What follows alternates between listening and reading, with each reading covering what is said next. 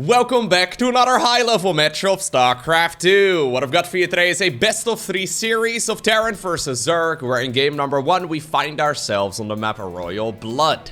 Spotting right here in the top right-hand corner, playing with the red Zerg drones from... I wanted to say from Scarlett. It is Canada. I meant it the other way around. From Canada, we have Scarlett. Her opponent, I guess he's from GuMiho. And he goes by the name of South Korea. That sounds really cursed. I'm sorry. We have Scarlett versus GuMiho in a best-of-3 series. I heard that this particular match is a lot of fun, so we're gonna find out exactly what ended up going down. I feel like I haven't really been casting a whole lot of Scarlett games. I think the most recent video that I posted featuring her was that match that she played against Dark, that Zerg versus Zerg, where she ended up going for what seemed to be like 20 Vipers. GuMiho on the other end, I have been covering a little bit more frequently, but as you probably know by now, I'm a big fan of both of these players. Scarlett, of course, always a lot of fun to watch. Back in the early days of StarCraft 2, she really popularized that creep spread, right? So it's kind of funny these days, because every single top-level Zerg is very good at, well, spreading creep around the map. It's honestly... if we're discussing game mechanics alone, I would probably consider creep to be the most overpowered mechanic in all of StarCraft 2. It's honestly insane. It provides movement, but more importantly, it also provides vision, right? So if you get creep everywhere, you get vision everywhere. I remember when I played StarCraft 2 for like 5 years, right? I played Zerg pretty much all the time exclusively. I decided to give Protoss and Terran a try as well. And you don't really realize it as a Zerg, but Terran and Protoss have barely any vision. Zerg, when you start trying to creep around, yeah, it's pretty incredible what you can see coming from a mile away. And then you also have the fastest unit, so you can actually get in position nice and early. Anyways, Scarlett is the one who really popularized that creep spread. These days, it is, well, the standard, and it's expected. But yeah, she definitely was one of the very first to really put an emphasis on that spreading of the creep. GuMiho, of course, the mech Terran. I mean... I say that. Pretty much all the top-level Terrans at this point do occasionally mix in mech, but GuMiho has been playing mech long before it was cool. I think that second Marine is gonna be a necessity. Yeah, not a Reaper opener, so this is actually kind of tricky right now for Scarlett. Losing this Overlord really sucks. That's a good start. The Zerglings can now indeed go across the map, so that's something, but... yeah, 2 Zerglings against 2 Marines isn't gonna cut it, so you're gonna have to combine them together, and then if you slow it down all too much, well, we're gonna have some Hellions out as well. Link speed is nowhere to be seen just yet, so a good start right here for GuMiho, for sure. Getting that OV snipe is once again big, not just for the supply block, but also for the vision, right? So normally that Overlord is hanging out on the pillar. I don't suspect that these Links are really gonna be able to achieve too much now. Normally the Overlord hangs out on this pillar, or maybe the one right over here, right? There's a couple locations where you can hide it, and it turns out having vision of units that are coming across the map is very, very helpful. Okay. Then again though, Gumi, he may be popularizing mech a little bit, right? He's definitely the kind of guy who likes to play that battle mech style and that vanilla mech style more frequently than the other Terran players. He also certainly is a bio Terran too. He's a little bit slower. Oh, good snipe over there too. He's a little bit slower when it comes to the APM. So GuMiho will rarely go over 300 average actions per minute, which compared to the other top level Terrans, that is on the lower end of things. However, he still seems to get a lot of value out of his bio armies too. It's just that maybe with like, especially like the Marine splits, right? That we see coming out of, for example, Bjorn and GuMiho and Maru and Clem and all of those other guys. I always kind of feel like GuMiho is not quite as good when it comes to splitting the Marines. But then again, he seems to be strategically very on point, and he barely ever takes fights where that is a necessity. I mean, you kind of always have to do it at least a little bit, but he won't be doing those crazy moves that Bjorn, for example, likes to go for, where he wouldn't be afraid to stim right over here, sprint the Marines on the creep, and try to get as much value out of it as possible. Anyways, Scarlett going for a Roach-based style over here. This is, I think, about a 355 or so Roach Warren over here. I don't believe that that is going to be for aggression. Normally, if you go for a Roach Warren that is meant for early game pushes, you'll go for the one at latest at about 3.5 minutes. So I think she's just going to make this right here to defend whatever the Terran player is throwing at her.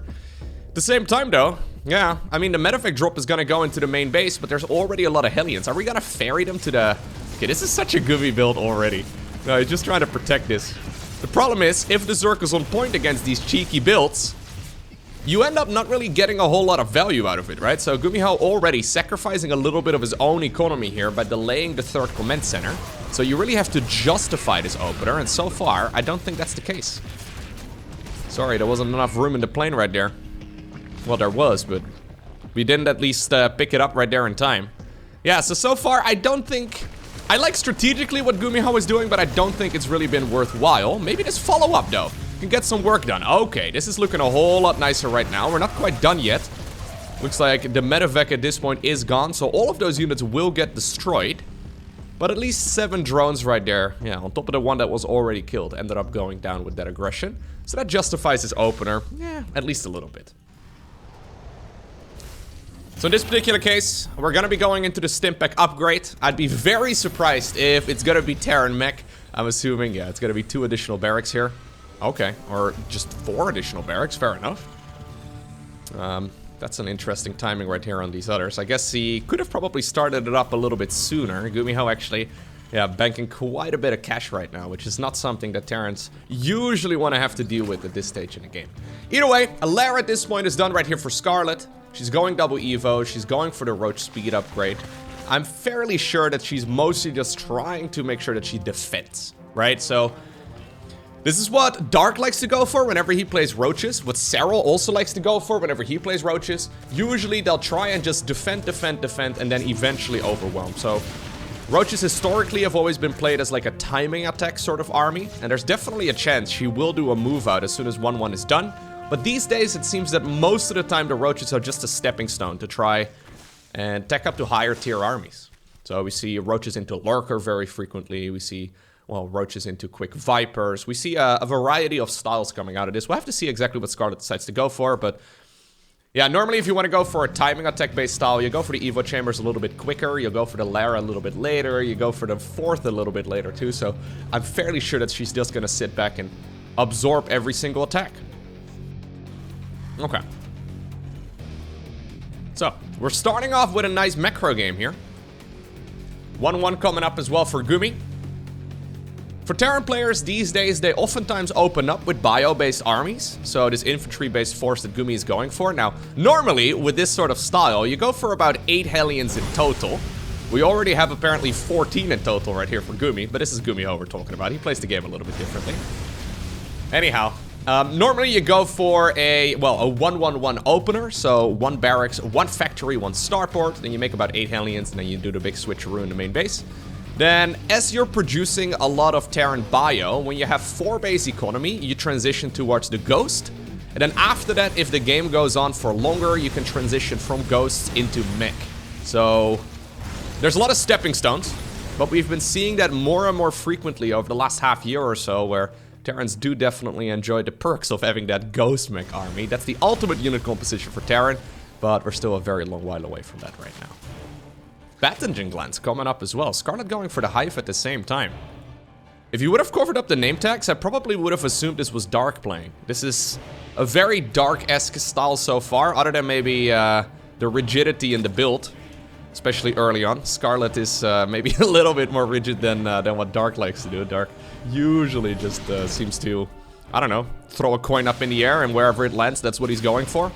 His strategies seem to be a bit more random, but at the very least, as far as the unit composition goes, well, just 2 Infestors. That's kind of interesting, actually. Normally, when you go for 2 Infestors only, you don't research Pathogen Glands.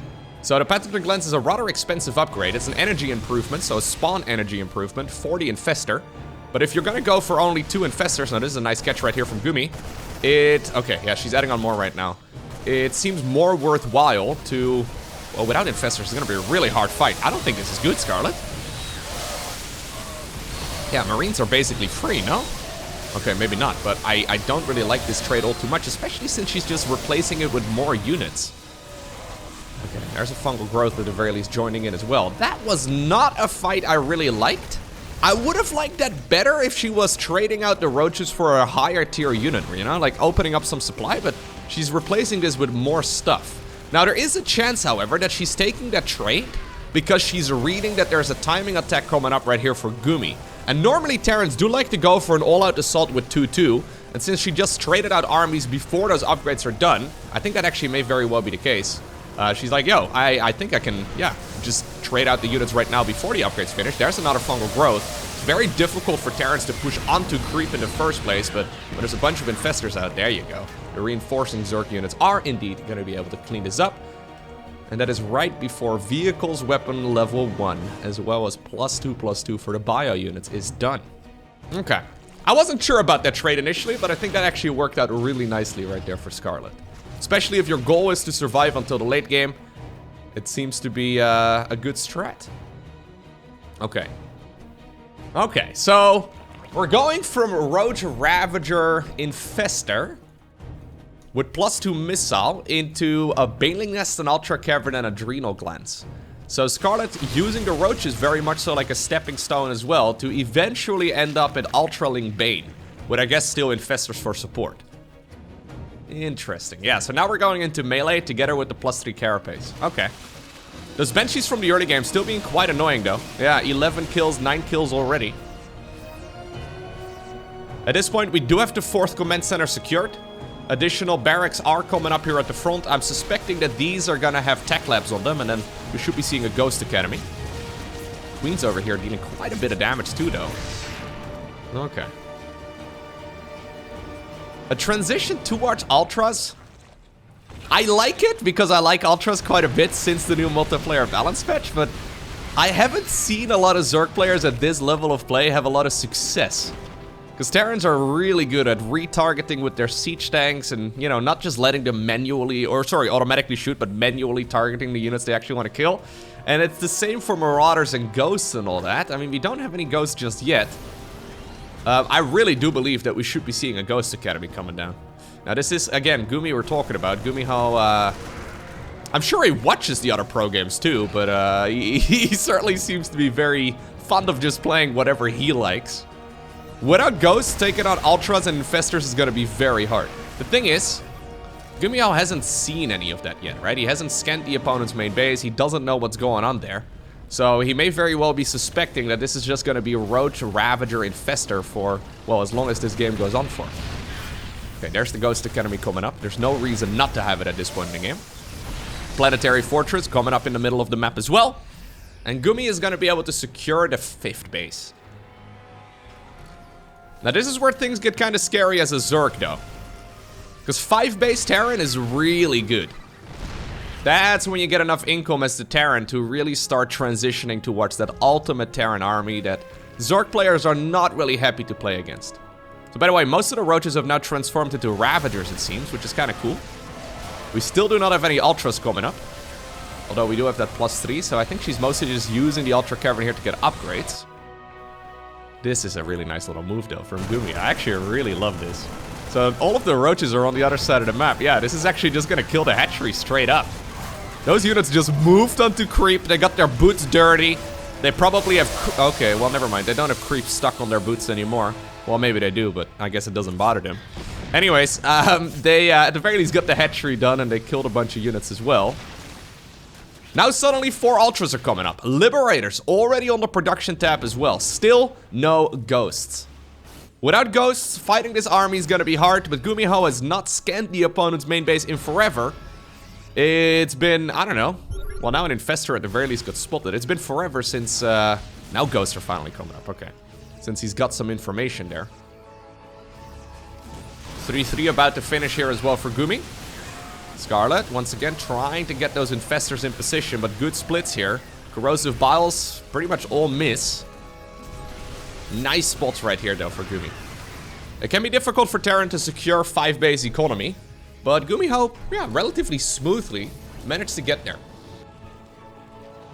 So this is the moment where you can start thinking about that ultimate Terran army. This is now when he's got the economy. Now this is a good set of Biles. Wouldn't have mind seeing a parasitic bomb on top of all of this too. Since there are Vipers right now in the mix, I think it would be pretty nice.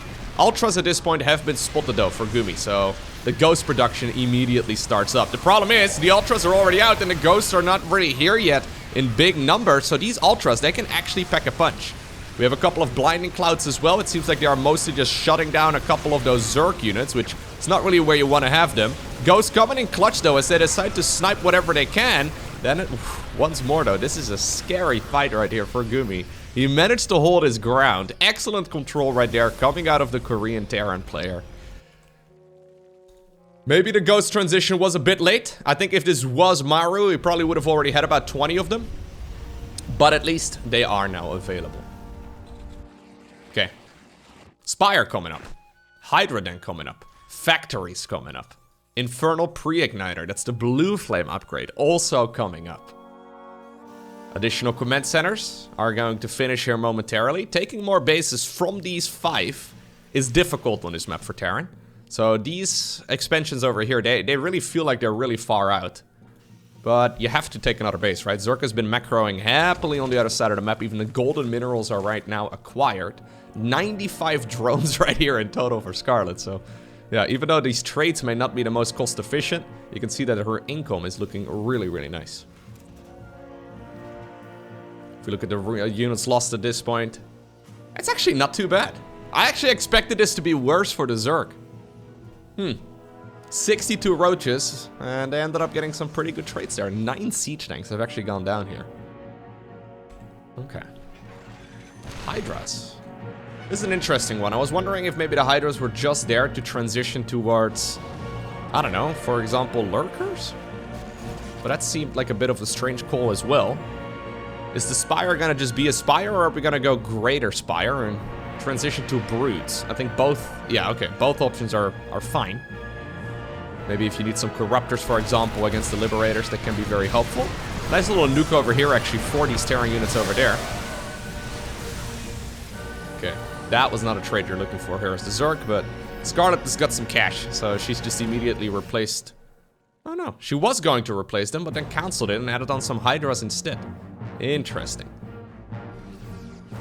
Normally, when you go straight Ultraling Bane, you don't actually have very good upgrades for those Hydras and Roaches and all that, but she's already got +2... actually, no, +3 already done here. That's huge. Okay. Anyways, GuMiho built all of this infrastructure over here, all of these barracks, but really the only unit he cares about at this point is the Ghost. Ghosts, siege tanks, Thors, Hellions, Hellbats, that sort of army. We did have a couple Drop Alerts on the production tab, okay. Okay, so we are making a couple of those. Getting fully upgraded Zerglings in your opponent bases can be incredibly annoying. As this game progresses, Terran is pushing themselves further and further out into the map, right? In the earlier stage of the game, we'll see Terran units mostly around the main and the natural, but you can see there's really only the reinforcements in that, well, area of the map right now. So, yeah, a quadruple Zergling drop. I think it can be really strong. Same time, we're having a little bit of a push over here too, but these Banelings, man, they are not getting very good traits in at all. Yeah, whenever traits are, well, Banelings are rolling into siege tanks, you know things are getting rather tough there for the Zerg. Is that a Viper going down too? I believe so. Anyways, here's the Zergling drop inside of the main base. And this is really annoying.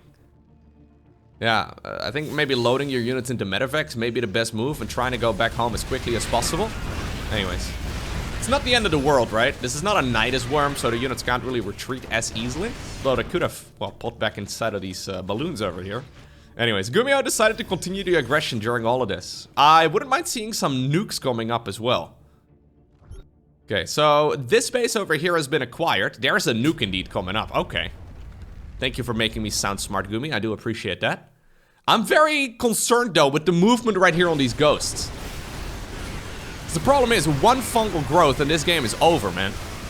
Okay, maybe not one fungal growth. We're gonna need to see the Baneling follow up too. Speaking of Banelings, right now they're trying to run on over into this clump of units, but that was actually really nicely done right there by Gumi. Losing really only 8 SCVs and some of his army, but all of the most important units are still around. Look at the bank though, that's the real problem right here, right? Scarlett has got 11,000 resources here roughly in total, and that's massive. So even though she's trading very cost inefficiently, yeah, it's difficult for GuMiho to really muster up that army and to go for an all-out assault. Okay, planetary over here too. Problem is, it's just a planetary right now. There's nothing else to support it. The building armor is nice, but fully upgraded Zerglings will still make quick work of that. I think Scarlett is trying to bleed her opponent out. Yeah, give him 5 base economy, sure. But any expansions after that, you're gonna have to pay the price. And GuMiho is starting to run out of juice here. He doesn't really have a whole lot of minerals anymore on some of those bases already. So it's do or die over the next couple of minutes right here for Gumi. Okay. Obviously, there are quite a few orbital commands available. How many do we have? 7, yeah. So a round of mules, and suddenly you have an economy again. But GuMiho is gonna need something here. He's gonna need units as well to really create that economy. We don't really have a lot of Thors. We only have 2 of them. Yeah. A little uninspiring.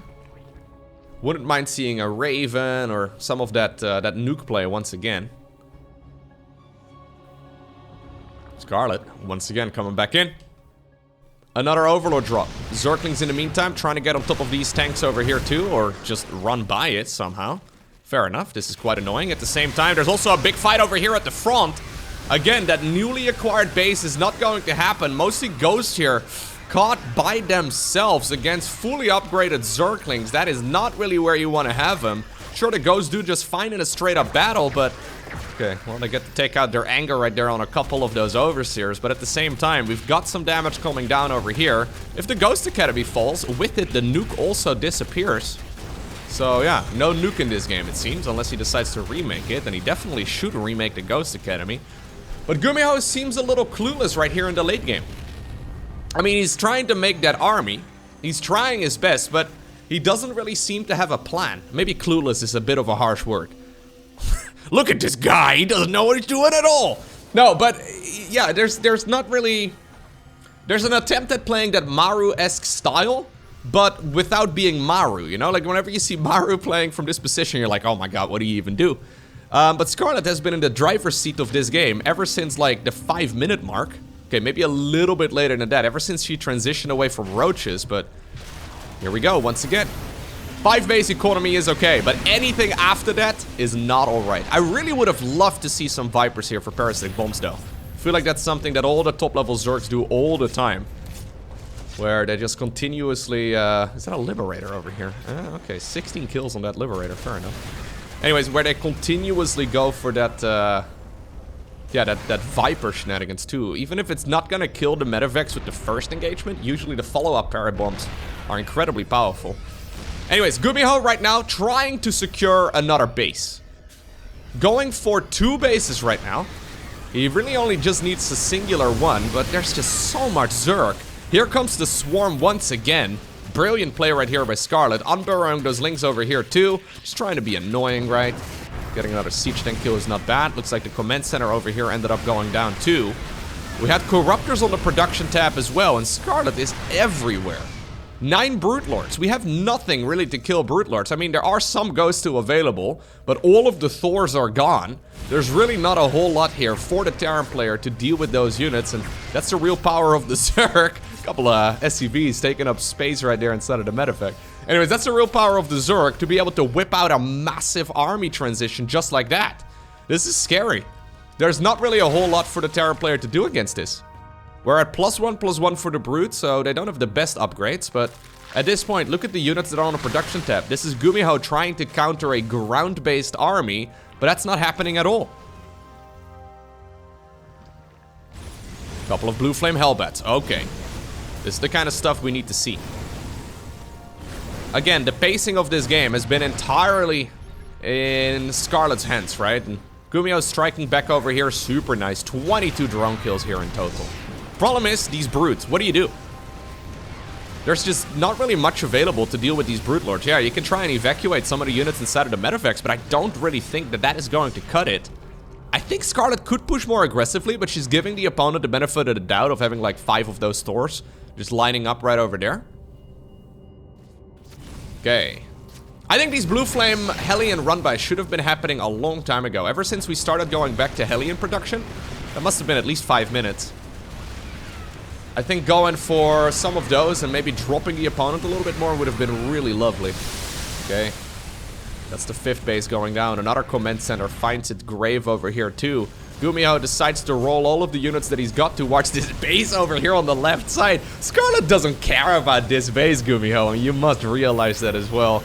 I feel like this is pretty much GuMiho processing the loss here in game number 1, because Yeah, you can drive out onto creep and kill 5-6 bases, but honestly, Scarlett is, yeah, like the mythological Hydra here. She is gonna have expansions left, right, and center. She can take anything she wants. Now, this is sort of her final army, right? So there's not really that much money anymore in the bank. The problem is, worst case scenario, Scarlett can still make about 24 infestors, and she's already started up the transition. She can quite literally neural parasite every single Terran unit. And I don't really see how, yeah, GuMiho is gonna have a great time against that. He still has a good amount of orbital commands, but he needs to address this army. Thor's over here trying to get some damage done as well. There's still that other group of units here from GuMiho, but I think it's a little too late. We could have had some fungal growths. Instead, we're accidentally misrallying a couple of those infestors. But the main base of the Terran player is being overrun. And I think we all know what that means. Whatever Terran has units inside of their main, they don't have much to really contest the... I mean, the Broodlords could even fly all the way back home, right? That is usually the end of a game. It's indeed also the case this time around. The Scarlett wins game number 1. Next up, Dragon Scales. I wonder if the person that recommended this particular series to me is a Zerg player.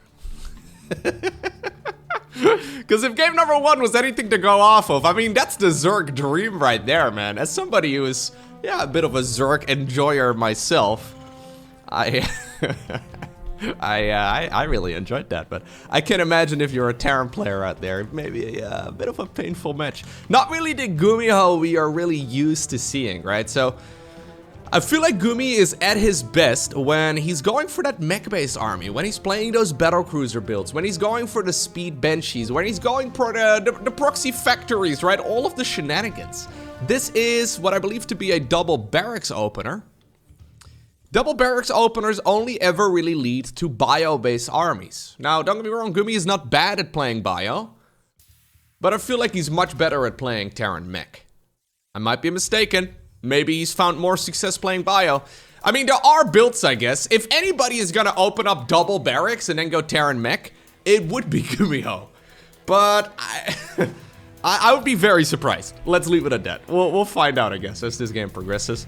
Dragon Skills is a very popular map for this particular start. It's really difficult for the Zerg to know whether or not there's a third barracks over here, or over there, or over there. It doesn't really matter where it is, but it's hard for the Zerg player to find out. In this particular case, it's just going to be a double barrack start. But oftentimes, guys like Björn will go for this build one game, and then the next one they will go for another barracks in their main, and it's difficult to figure out exactly what's happening. Scarlett actually, though, sniping... okay, scouting here the high ground with this Overlord. Snipe scouting. New word. Just gonna figure out that there's a whole lot of nothing going on there. So now for a second you're like, oh, thank God, it's a command center for... oh no, it's double barracks. You always gotta hope it's the CC first, because playing against the CC first feels way more comfortable than playing against this particular style. Anyhow, Scarlett is gonna go for a quick triple hatch opener regardless of this. Normally with this opener from Terran, they will only go for 3 Reapers. The idea being that link speed finishes up at a respectable enough time, so it doesn't really matter all too much. Yeah, so just to put on a little bit of pressure, and now we're going into Marines. Now this was played during one of the Wardy tournaments a couple of weeks ago. So maybe it's just, you know, that GuMiho is experimenting with some biological-based armies instead. That was a good beginning. I like that. That's good. Okay. Anyways, maybe he's just experimenting, playing some bio. I know it's something he does very frequently, but normally in a best-of-3 series, he will mix in mech at least once. There's a factory going down.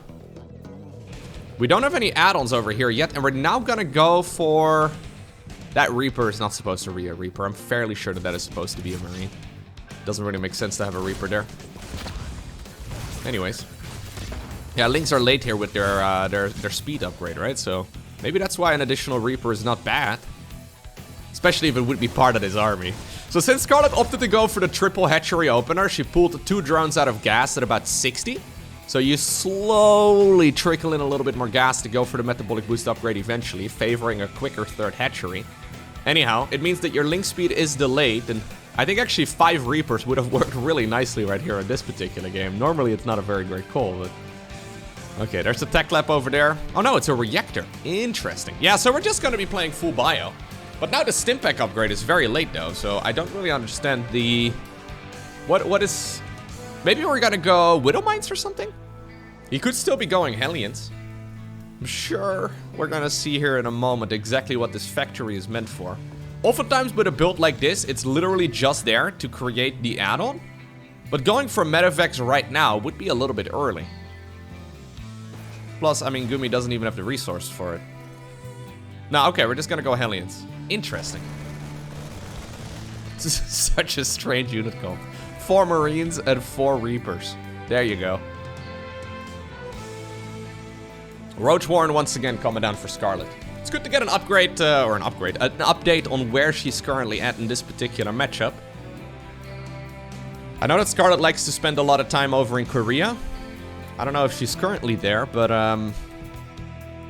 this is a very Korean-esque style. This is definitely what a lot of Koreans like to go for right now. I've been seeing, well, like I mentioned, Dark play this, but also Ragnarok. Solar likes to go for this particular style. Basically all of the Terrans. Sorry, all of the Zerg vs. Terran players over in Korea.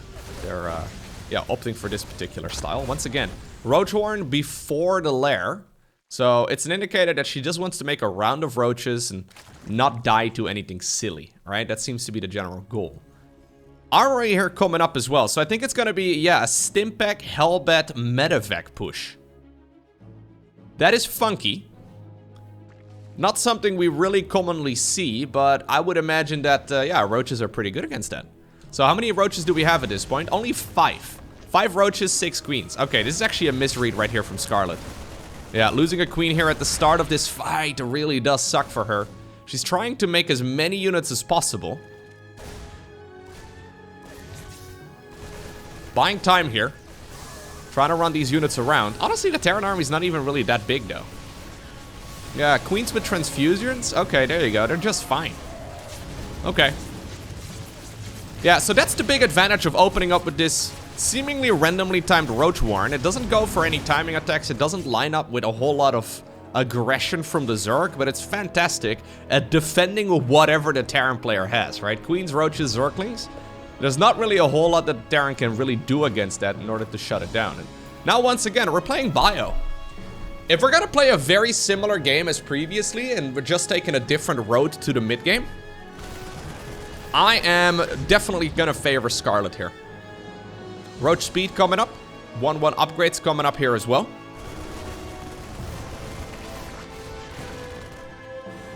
I'm assuming at the very least we're gonna be starting up those upgrades. Scarlett's now at 3 base saturation, 4th hatchery coming down as well. 3rd command center is, however, done on the other side of the map, and now we're gonna go for the additional barracks. Big supply block right now, though, for Gumi. Yeah. Already built a little supply depot with a hat over here that could have been a mule, and we're still hitting a triple supply block over here, or, well, a triple depot supply depot. That's a big one. That's a big one. That means that Scarlett is playing against a Terran here who's been supply blocked for probably about a minute in total in this game. Maybe a little bit less, but a significant amount of time. Now, of course, she doesn't know that. And that's where you can really punish the opponent if you do decide to go for aggression. Ooh. Aww. What? I saw a spire. Okay, fine. We're going for the boring style. Fair enough. Once again, Infestation Pit, but this time around with a Baneling Nest as well. So this Baneling Nest is much quicker than in the previous game. I saw a Spire. I thought we were going to play like Roach Muta or something. That would have been cool, but also pretty bad. It would have been cool, but bad. Do it for the fans, Scarlett. Do it for us. Do it for the viewers. The viewers love the crazy strategies. Now, I think this is going to be just a similar approach as in the previous one. Go for a couple Infestors, go for a Hive, go for Baneling Speed, and just stop dying to stupid stuff. Spore Crawler's over here, by the way. Look at that. I love that. If you have this much eco and you've already held your opponent's aggression in the early game, you have a little bit of wiggle room. And yeah, making sure you don't die to anything silly later on, certainly not a bad call. Now, this wouldn't stop Beyond from dropping you, but everybody else would probably think twice. So there's the Hive. There's the Baneling Speed. No infestors just yet. I think we're probably... Okay. We're gonna probably prioritize the 2-2 upgrades. Look at how in sync these guys are, though. Very nice to see. GuMiho going also straight into the 2-2, I would imagine. That's what we want to see. Neither player actually going straight into... Okay. Now we're going melee upgrades now. Interesting. Okay. So we're just doing a full-on transition. I think she's just gonna go straight into Ultras from here. Ultraling Bane is very nice. Maybe seeing the reluctance of GuMiho to go into Ghost in the previous game. If you can catch the opponent off guard, it can deal a tremendous amount of damage. The Ultra, that is. It can deal a stupid amount of damage. Are we gonna really try and boost by that again? I don't think it's a very good idea, but... maybe. Here's the 4th CC being secured. I think we're gonna go for a Planetary Fortress. And we should be seeing a Ghost Academy in the near future. If he goes for a Ghost Academy soon, I don't think Ultras are gonna be much of a problem. So no Infestors, by the way, this time around. We have so much money in the bank. What are we making this hive for? If we're not making at least 2 Infestors. Okay, just a couple Vipers here. Yeah, okay, so just a couple Vipers together with the Adrenal Glands upgrade. It's not the spiciest style of Zerg to play. The I'm never gonna attack you until I have all the upgrades and all the things I want style. But it certainly seems effective. I think these Vipers are mostly here just on the off chance that it's a mass siege tank push. And obviously for, well, like I said, parasitic bombs, it is also fantastic. Blinding Clouds, parasitic bombs, even abduction can be very helpful. Okay. Pretty nice engagement here, actually, for the Zerg, all things considered. I was doubting that move. I'm still not sold that it was actually worth it, but she should be buying time right now, yeah. So the Vipers here are getting energy. And having them out here is going to be incredibly helpful. Scarlett at 90 drones right now, reinforcing this with mass Zergling. But now the Vipers are available. There is a good chunk of siege tanks available too, though. But there's the Blinding Clouds, and those Blinding Clouds disabling the siege tanks is oh so painful right here for GuMiho. Very nicely done right here by the Canadian Zerg. Yep, getting rid of those tanks is the real big damage right here. Getting rid of those siege tanks shuts down the attack. I mean, you can go back home right now and recuperate, right? Yeah, no, you're not gonna be able to get a medevac drop in. Maybe go for the hatchery over here if ever that would be planted down. Now the Ultra Cavern comes up together with 2 additional macro hatcheries too. Okay. Do we have a Ghost Academy yet? We do not have a Ghost Academy yet. Yeah, so... we're going Drilling Claws, we're going 2-2 upgrades. These are incredibly late. GuMiho was essentially putting all of his eggs in one basket, and he tried his best to win the game with that attack just now, but as soon as Vipers were out, that got shut down. So great read right there from Scarlett. Realizing exactly what precise engagement the Terran would be attempting to go for. Now that was a good snipe right there. Getting the kill on the hatchery is definitely not bad, but there's already another hatch over here. There's another hatch over here as well. Terran in the meantime though, okay, putting his foot on the gas. I feel like this is usually the moment in the game where Terran starts struggling a little bit because their attack, well, didn't really deal that much damage and their economy isn't that great and their ghost transition is nowhere to be seen. But GuMiho snipes 2 hatcheries. That is fantastic. Couple units over here as well. Okay, I was gonna say, maybe they got to live, but that's not going to happen. Ultra's gonna be out, and they're gonna be nearly fully upgraded by the time they are out on the battlefield. Scarlett moving forward over here. Blinding Clouds also do indeed prevent planetary fortresses. At least they reduce their range. Great biles as well. Okay. GuMiho cornering this Zerg army though. Nicely done. There you go. That is big value. Getting all of the Vipers on top of all of those Ravagers is insanely good. That may very well bring GuMiho back in the game right now, and this is where he grabs the supply lead. He needed a little bit of luck, but he managed to get it, and that is that is incredibly good for him. Cornering all of those units is incredibly nice. Anyways, here we go. Roaches, Lings, Banelings, trying to get some value. We're fighting on creep right now. I was bringing up the splitting potential here from Gumi in the previous game. Well, maybe he hurt me because he's doing a pretty darn good job over here. That being said, still feel like, you know, Bjorn and Maru and Clem and Oliveira and, you know, the other guys probably would get a little bit more value out of those units. Either way, Scarlett pushes this back, and that's big. Scarlett even going back to roaches. This is not a moment where you really want to be making roaches anymore, but I guess she's a little concerned. Ultra's coming up. We have a ton of money in the bank. Quite a bit of larva available too, so I think just remaxing on Lings would not be a bad idea. She adds on more drones, by the way, so 96 drones. Yeah. In the meantime, GuMiho has secured another expansion over here. There's still that base in the center that could be acquired together with the one over there. We're gonna start up a command center? Okay, no. We're gonna be flying one over. I was gonna say that would be pretty bad if we're gonna have to wait for that long. Now the Ghost Academy comes up, but the Ultras are already out. There are a couple of Liberators. Well, the Ultras are soon gonna be out. There are a couple of Liberators. So they're gonna be quite nice.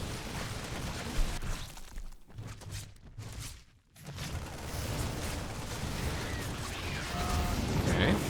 That's a medevac going down. Medevacs managed to stay alive over here, but have lost all of their cargo. AKA the Marines and the Marauders. I feel like this is the moment where Zerg can really start going for an attack. Yeah. That Ultra soaking up a ton of damage, allowing those Lings to get a bunch of work in as well. Liberators are obviously fantastic with their liberation zones. Okay. Yeah, that actually wasn't that great of an engagement right there for the Zerg.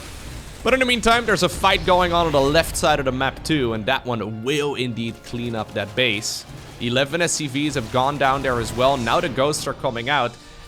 And I'm getting a little bit of deja vu from the previous game. This is looking very reminiscent. Again, Terran is reduced to a small number of bases. Scarlett is saying, you can have these, sort of, right? I'm gonna push you, but I'm not really all too worried unless you decide to take a future expansion as well. That's when I decide to get very aggressive. I'm just gonna try and bleed you out on the bases that you've got right now. And GuMiho is taking more expansions, right? He's making more command centers over here. He is going for additional missile turrets. But it seems like in the later stages of a game, he gets outpaced. I feel like Scarlett is playing a good late game here. But I have seen more impressive late games out of, for example, Serral and Dark recently. I feel like if GuMiho were to play this against somebody like Serral, he would get absolutely wiped away. Because this... yeah, this is not the GuMiho we normally see.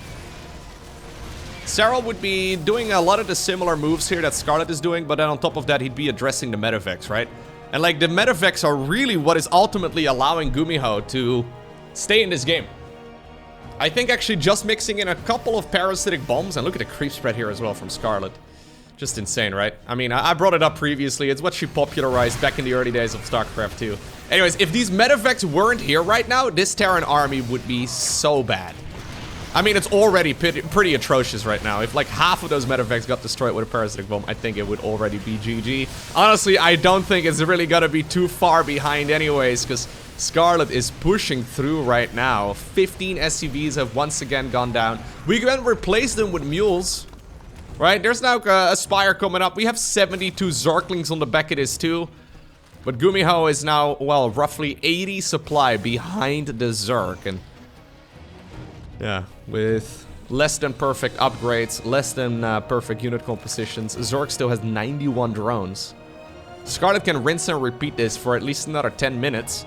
And in order for GuMiho to get back in this game, I think he needs to acquire like 3 bases all at once. He needs this one, he needs that one, and he needs the one over here too. And SCV all the way back up to like 80 at least. So, Scarlett going for the next attack wave, I believe, very soon. At least she can if she wants to. She doesn't really need to. She could just fight this slowly but surely if the Terran decides to expand. But no, once again, I don't think this is a very great start to an engagement at all. Scarlett essentially giving like 20 supply of units away for 1 siege tank. I think if we fight this from a couple different angles at once, I mean, there's barely anything here for the Terran to fight this, so she could attack move, but obviously she doesn't really see. There's a Parabomb going down. There's the Queens also joining in. I don't know what that medevac was even really attempting. I've got a feeling that we are looking at a very nice 2-0 victory right here from Scarlett, as she's now, well, playing with her food.